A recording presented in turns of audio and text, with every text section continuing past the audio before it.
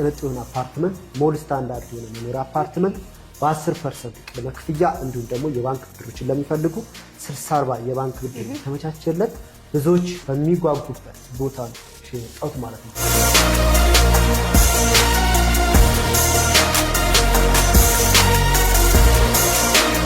በሁለት ወር ውስጥ ነው ቁፋሮ ታች ተቆፍሮ አጌን ይሄ ማቱ ተሞልቶ የቤዝመንት ስራ የጀመርነው። ሳይታችን የመሃል ከተማ ፕሮጀክት እየተባለ ሲጠራ የነበረው እንግዲህ ይሄን ይመስላል።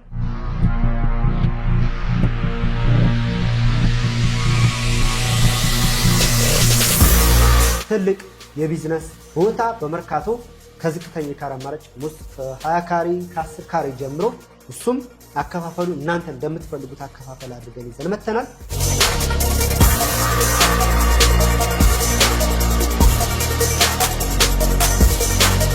ሰላም ውድ የማዕዘን ሊስቲንግ ቤተሰቦቻችን እንዴት ናችሁ?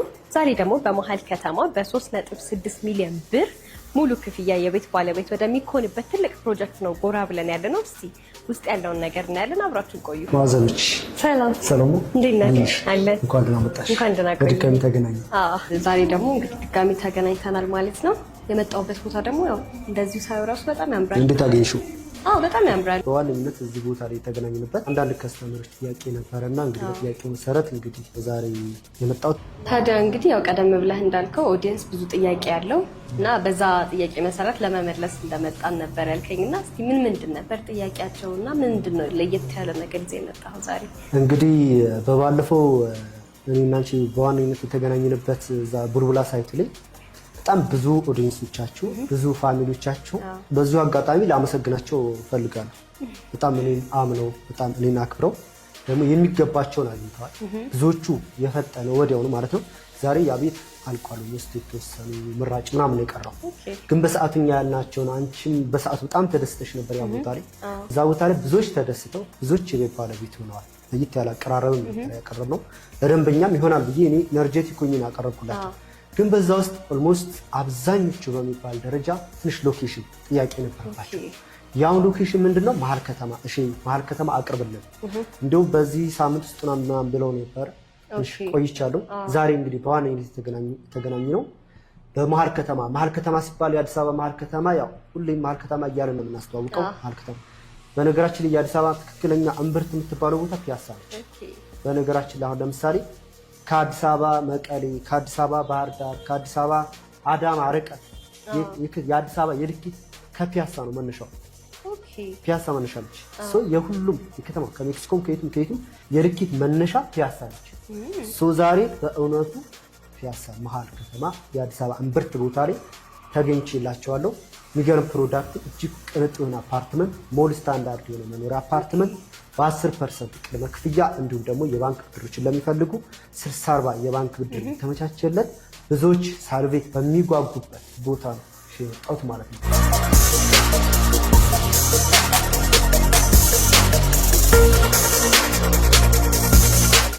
ምን አይነት አፓርትመንት ነው ይዞ የመጣው? ባለ 24 ወለል አፓርትመንት ወደ 4000 ሜትር ስኩዌር ላይ የሚያርፍ አንደርግራውንድ 2 ቤዝመንት ያለው ከግራውንድ ከ5ኛ ፍሎር ድረስ ቢዝነስ ሴንተር የሆነ መኖሪያ አፓርትመንቱ ከ8ኛ ፍሎር ነው ያስጀመረው። 7ኛ ፍሎር ዱፕሌክስ ነው። ከታች ቢዝነስ ሴንተር ናቸው። መኖሪያ አፓርትመንቱ ከ8ኛ ፍሎር ነው የሚጀምረው።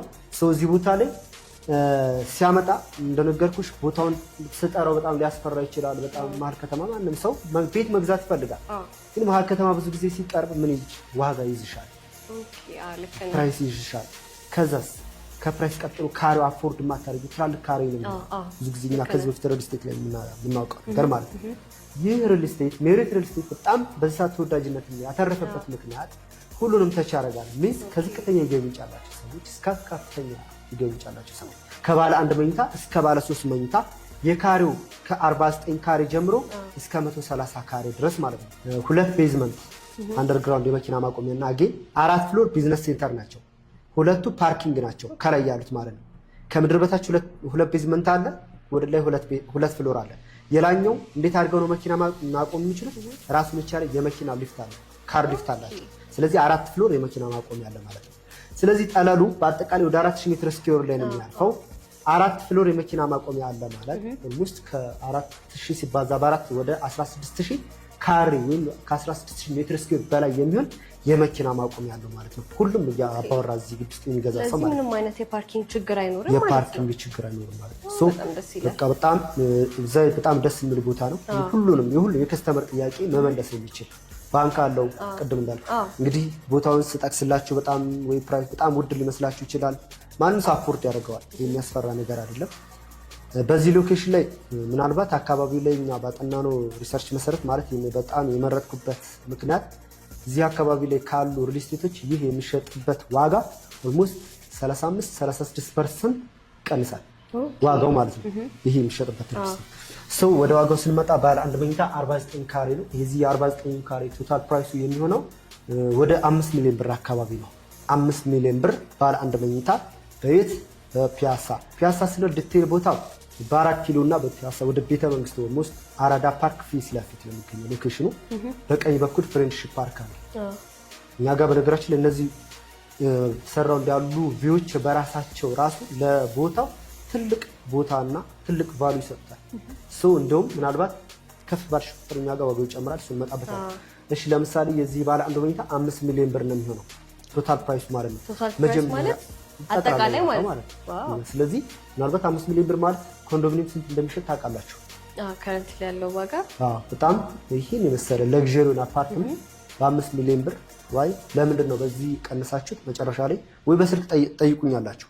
በጣም ዋጋው በጣም ቅናሽ አፓርትመንት ሆኖ በዚህ በአራዳ ፓርክ ፊት ለፊት ፍሬንድሺፕ ፓርክ አጠገብ ለባለ አንድ መኝቶቹ ቅድሚያ የምናስከፍለው ብዙ ሰው ስለሚረባረብበት ማለት ነው። ባለ አንድ መኝታ ማን ይፈልጋታል? ሶስቱም ሌቭል ላይ ያሉ ሰዎች ሶስቱም ስንል ዝቅተኛም፣ መካከለኛም፣ የከፍተኛ ዝቅተኛ የሚጭ ሊኖርበት መካከለኛውም ለማከራየት ወይም መልሶ ለመሸጥ ከፍተኛ ገሚጭ ያለውን ሰውዬ 3-4 ባለ አንድ መኝታዎችን ይገዛና እነሱ በማከራየት በቀላሉ ይከራያሉ። ነገ ተነገረ ማንም ሰው ለምሳሌ ከውጭ ያለ ዲያስፖራ ኢትዮጵያ ሲመጣ ሊያርፍባቸው የሚፈልጋቸው እንደዚህ አነስ ያሉ ነገሮችን ለጊዜው ተከራይተው በጣም ተፈላጊ ናቸው።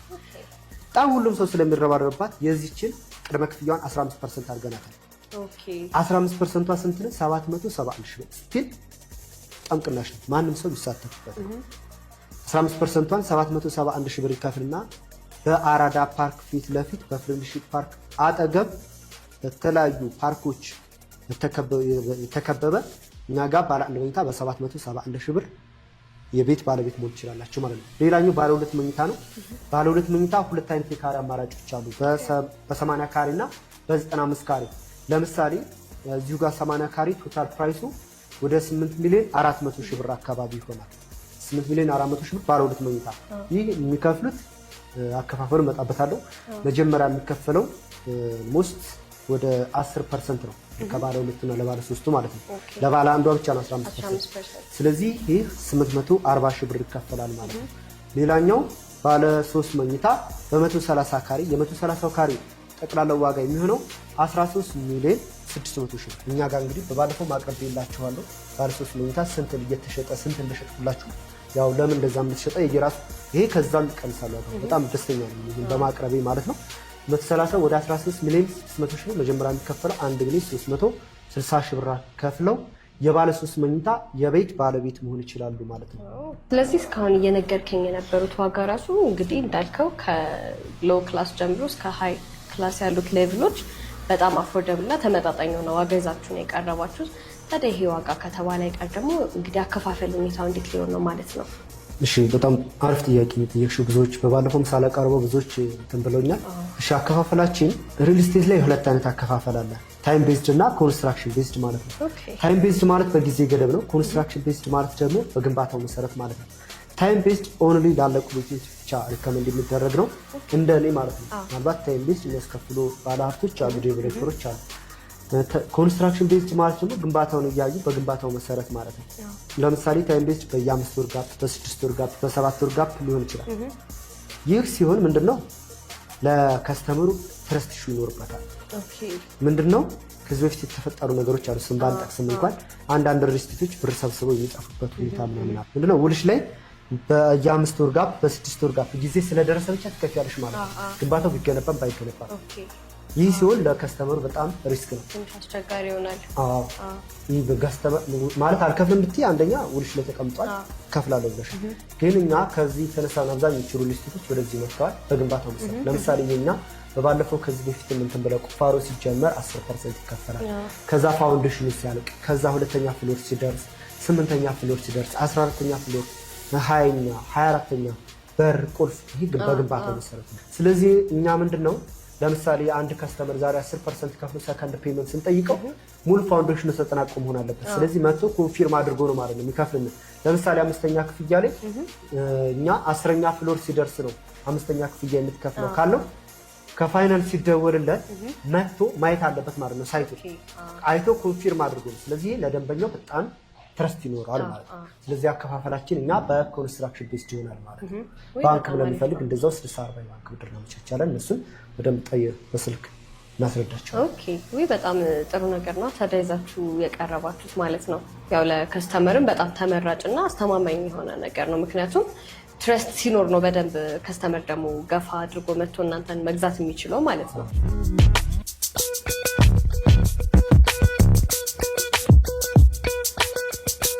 እንግዲህ አሁን የምንገኘው የት ነው? ሳይታችን ላይ ተገኝተናል።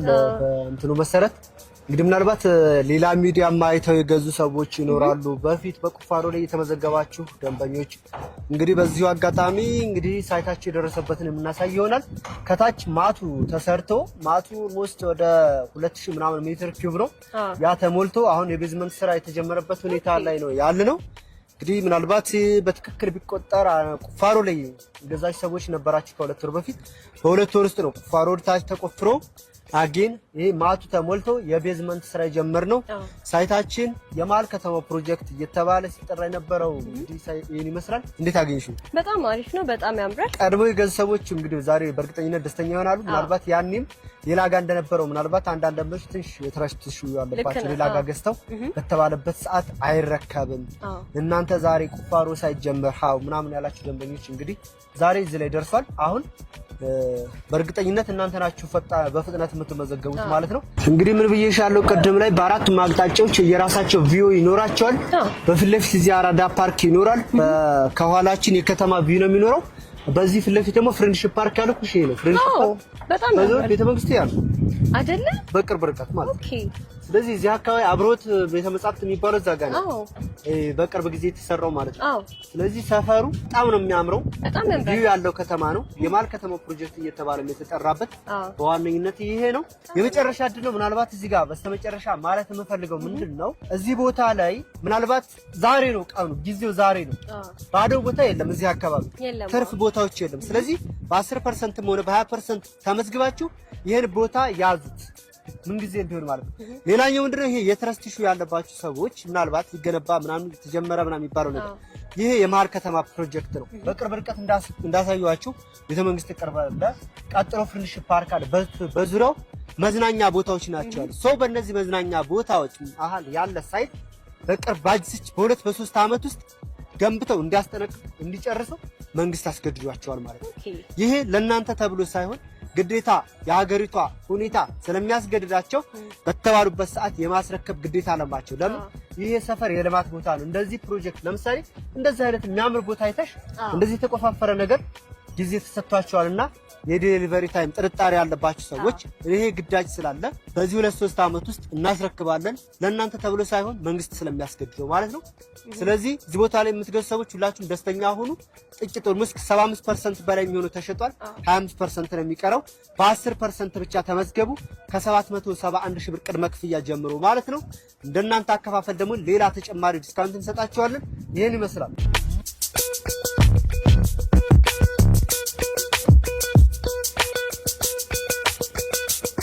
እንግዲህ ያው መኖሪያ ቤቶቹም እስካሁን በእርግጥ በሰጠኸኝ አማራጭ ራሱ በጣም እጅግ ደስ የሚል ነገር ነው እየነገርከኝ የነበረው። ይሄንን ካልን አይቀር ግን የሱቁ ነገር በጣም አጓጉቶኛል እና በጣም ነው መስማት የፈለኩት። ሱቁ በጣም ብዙ ሰው በምዝገባ ላይ ያለውና በጣም ብዙዎች ማለት ነው እና እናንተ ኦዲየንሶችን ዛሬ መስማት አለባቸው በሚል ነው ሱቁን ግን ከሱቁ በፊት አንድ የረሳሁት ነገር አለ። በነገራችን ላይ እዚህ ጋር በጣም ይቅርታ፣ እኛ ጋር ዲስካውንት ማለት ነው ምናልባት 10% ወይም 15% ሲከፍሉ ነው። ሌላ ተጨማሪ ለምሳሌ አንድ ሰው ከስተመር ባንክ ቤት ብር ሲያስቀምጥ ነው ባለ 2 ሊሆን ይችላል። እኛ ጋር ከተጠየቀው አትርፎ ሲከፍል አትርፎ ለሚከፍለው ከቶታሉ ላይ ዋጋ ይቀነስለታልና ለምሳሌ 30% ሲከፍሉ 50% ሲከፍሉ 80% ሲከፍሉ የየራሳቸው ዲስካውንት ይኖራቸዋል። ወደ 100% ልጠጋ 100% ለምሳሌ ቀደም ላይ ባለ አንድ መኝታ ወደ 5 ሚሊዮን 100 ሺህ ብር ያልኩሽ ወደ 3 ሚሊዮን 600 ሺህ ብር ይደርሳል። ቶታል ፕራይስ ማለት ነው 3 ሚሊዮን 600 ሺህ ብር። ዛሬ ስቱዲዮ ኮንዶሚኒየም ራሱ አይገዛም። ይሄ እድል እንዳያመልጣችሁ የምሬን ነው የምላችሁ የእውነቴን ማለት ነው። ወደ 1 ሚሊዮን 400 ሺህ ብር አካባቢ ቅናሽ ታገኛላችሁ ማለት ነው። ሌላኛው ባለ 2 መኝታ ቅድም 8 ሚሊዮን 400 ሺህ ብር ያልኩሽ ወደ 5 ሚሊዮን 800 ሺህ ብር የሚጠጋበት ይሆናል። ሌላኛው ባለ 2 መኝታ ወደ 9.9 የምንሸጠው ወደ 6 ሚሊዮን 800 ሺህ ብር ይሆናል ማለት ነው። እንግዲህ ይህን እድል ተጠቀሙበት ማለት 30% ነው ሙሉ ኦፍ የሚደረገው። 70ውን ብቻ እነሱ ይከፍላሉ፣ 30 በሌላ ቋንቋ 70 እናንተ ትከፍላላችሁ፣ 30 ካምፓኒ ይሸፍንላችኋል ማለት ነው። ሌላኛው ባለ 3 መኝታ 13 ሚሊዮን 600 ሺህ ብር የነበረው ወደ 8 ሚሊዮን ብር አካባቢ ይሆናል ማለት ነው። ኦልሞስት ወደ 5 ሚሊዮን ብር ዲስካውንት ማለት ነው። ይህ ቀላል ነገር አይደለም። ይህ ዲስካውንት እስከመቼ ነው? እስከተወሰኑ ቀናቶች ብቻ ነው። አንዳንድ ደንበኞቼ ምናልባት ብር ባንክ ቤት ማጠራቀም በዚህ ሰዓት ነው በእኔ እይታ ማለት ነው። ከኔ ማንተ የተሻለ ኤክስፒሪያንስ ይኖራቸዋል። በዚህ ሰዓት ብር ባንክ ማስቀመጥ ቫልዩለስ ነው። ሪል ስቴት በዚህ ሰዓት ኢንዳይሬክትሊ በሌላ ዙር ምን ሆኗል? ኢንቨስትመንት ሆኗል፣ ንግድ ሆኗል። ዛሬ በ3 ሚሊዮን ብር 600 ሺህ ብር ኢንቨስት አድርጋችሁ የገዛችሁት ባለ አንድ መኝታ እስቲ ከ2 ከ3 ዓመት በኋላ ስንት ይሆናል? ሞስት ከ10 ሚሊዮን ከ11 ሚሊዮን 12 ሚሊዮን። ስለዚህ እዚህ ጋር ስንት አትርፋችኋል? 7 ሚሊዮን ብር አትርፈዋል ማለት ነው በ2 ዓመት ውስጥ 7 ሚሊዮን ብር። እናንተ እዛ ዲያስፖራዎች እህቶቻችን ወንድሞቻችን በሰው ሀገር 24 ሰዓት ሰርታችሁ በስንት ዓመት ነው 7 ሚሊዮኑን የምታመጡት? ይሄ ግን ሳትሰሩ ራሱ ነው የሚሰራው። እነዛን ታሳቢ አድርጋችሁ ይሄ እድል እንዳያመልጣችሁ። ኢንዳይሬክትሊ እኛ ምን እያልናችሁ ነው? 70 ክፈሉ 30 በካምፓኒ ሸፈንላችሁ እያልናችሁ ነው። ይህን እድል ተጠቀሙበት። እሺ ወደሚያጓጓው ወደ ሱቁ ስንመጣ ምንድነው መሰለሽ ከዚህ በፊት ብዙ ጊዜ ማስታወቂያ ላይ ተሽ ከሆነ ሜክሲኮን በመርካቶ፣ ፒያሳ በመርካቶ፣ ለቡ በመርካቶ፣ ቡልቡላ በመርካቶ ማን ነው እዚህ ጋር ስሙ የማይጠፋው? መርካቶ በምን ይታወቃል ማለት ነው? በሱቅ በቢዝነስ ቦታ ይታወቃል ማለት ነው። ስለዚህ ዛሬ ትልቁ ሰርፕራይዝ የመጀመሪያው ነው እናንተ ጋር ስናወጣ ዛሬ ነው ላውንች የተደረገው። ይህን ሱቅ ወደ G+6 ሞል ነው። ሞል ታይፕ ማለት ውስጥ ለው ሰርኩሌት እያደረጋችሁ የምትገበዩት ማለት ነው። እና የውጭ እህቶቻችን ይረዱታል። በዚህ ሀገር ላላችሁ ደንበኞች ጀስት ብዙ ሞል አልተለመደም። ጋስት ሞል ምናልባት 3000 ምናምን ካሬ ነው። የኛ 6000 ካሬ ምናምን ላይ የሚያርፈው ከዝቅተኛ ካሬ አማራጭ እስከ ከፍተኛ ካሬ አማራጭ ማንም ሰው ሞባይልም ማንኛውንም ኮስሞቲክስ ሊሆን ይችላል ማንኛውንም የሚሰራበትን ትልቅ የቢዝነስ ቦታ በመርካቶ ከዝቅተኛ ካሬ አማራጭ ውስጥ ከ20 ካሬ ከ10 ካሬ ጀምሮ እሱም አከፋፈሉ እናንተ እንደምትፈልጉት አከፋፈል አድርገን ይዘን መተናል። ይህ ሞል ምን ይኖሩታል? አንደርግራውንድ 3 ቤዝመንት አለው። እነዚህ 3 ቤዝመንቶች የመኪና ማቆሚያ ነው የሚሆኑት። አጊን ወደ 18000 ካሬ የመኪና ማቆሚያ ያለው ማለት ነው። ስለዚህ እስከ 6ኛ ፍሎር ድረስ ፓርኪንግ ይሆናል። ይህ እድል እንዳያመልጣችሁ።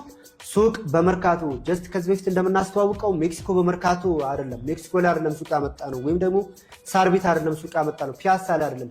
ለሁሉም እንደመነሻ ለቢዝነስ በሚታወቀው በሀገርም ብቻ ሳይሆን በየትም ቦታ ይታወቃል መርካቶ። ስለዚህ በመርካቶ ሱቅ ይዘን መተናል። ሁላችሁም እዚህ ሱቅ ላይ ተረባረቡ፣ ተሳተፉ፣ እንዳያመልጣችሁ እላለሁ።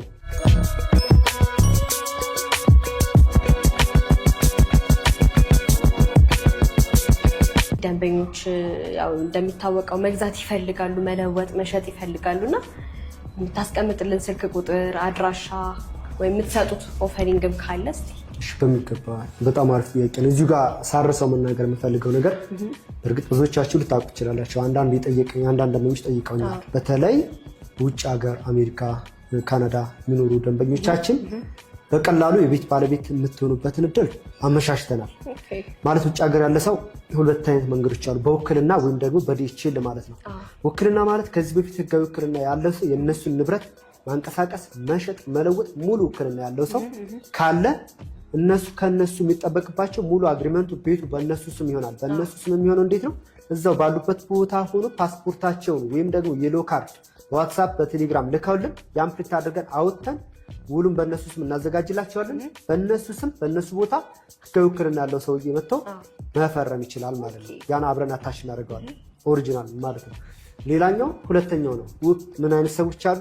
እዚህ ህጋዊ ውክልና ሳይሰጡ ሄዱ ሰዎች አሉ። እንግዲህ እንዴት ነው የቤት ባለቤት እያደረግናቸው? ብዙዎቻችሁ ከእናንተ ያወራናቸው የሚላኩላችሁ ዲል ያደረግን ሰዎች አሉ። የማታውቁ ሰዎች ግን ምን አድርገናል? ዲኤችኤል የሚባል ነገር አለ። ዲኤችኤል ምንድነው? እዛው ሆነው እነሱ የሎ ካርዳቸውን ፓስፖርታቸውን በአጠቃላይ ይልኩልና ፕሪንት አድርገን ቅድም እንዳልኳችሁ ከሁሉ ጋር አታች ይደረጋል። ይህን ውል አያይዘን አድራሻ ይልኩልናል። በሚልኩልን አድራሻ ያሉበት ቦታ ድረስ ምናልባት ጀርመን ነው ትንሽ ራቅ ይላል። አሜሪካ በ2 ቀን በ3 ቀን ይደርሳል። ጀርመን እስከ 4 እስከ 5 ቀን ድረስ ይደርሳል። ሰው በዲኤችኤል ባላችሁበት ቦታ በላካችሁልን አድራሻ በ2 በ3 ቀን እንዲደርሳችሁ አድርገን እናንተ ጋር ደርሶ እናንተ ጋር የሚቀረውን ሁለት አይነት ውል ነው የሚዘጋጀው። አንድ እነሱ ጋር የሚቀራለ፣ ሁለተኛው ወደ ካምፓኒ የሚመለስ የሚቀረውን አስቀርተው ወደ ካምፓኒ የሚላከው መልሰው ይልኩልናል ማለት ነው። ስለዚህ ወይ በዲኤችኤል ወይ በህጋዊ ውክልና እኛ ጋር የቤት ባለቤት መሆን ትችላላችሁ። እኛን ቀጥታ ለማግኘት ታች በምናስቀምጠው ስልክ ቁጥር በቴሌግራም ሊሆን ይችላል፣ በዋትሳፕ በማንኛውም ሁሉም እንትኖች እንገኛለን። የቤት ባለቤት ሆኑ። በተለይ 30% ዲስካውንቱን ተጠቀሙ። ለአጭር ጊዜ ብቻ የሚቆይ ነው። የሱቅ ባለቤት